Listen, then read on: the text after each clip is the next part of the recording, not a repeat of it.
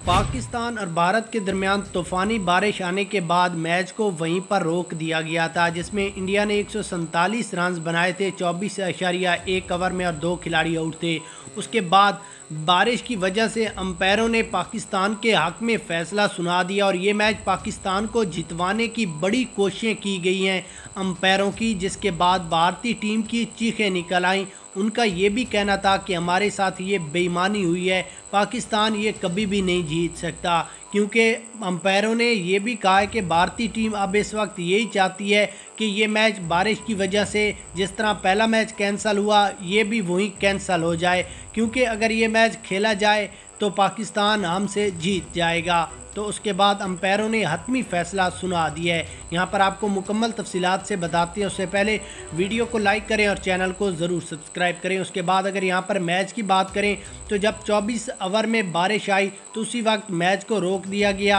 अंपायरों ने ये कहा कि 1 घंटा वेट करते हैं, अगर बारिश रुक गई तो यहीं से मैच स्टार्ट होगा, अगर बारिश और मौसम साथ ना दिया तो ये मैच कल दोबारा खेला जाएगा। जिसके बाद भारतीय टीम का ये कहना था कि मैच अभी ख़त्म होए, चाहे कैंसिल करो या चाहे मैच स्टार्ट करो। तो अंपायरों ने कहा कि ये मैच स्टार्ट तो हो नहीं सकता मौसम की वजह से। तो भारतीय टीम ने बड़ी चालाकी की है कि ये मैच कैंसिल हो, लेकिन आईसीसी ने और अंपायरों ने ये हतमी फ़ैसला सुना दिया है कि ये मैच कल पाकिस्तानी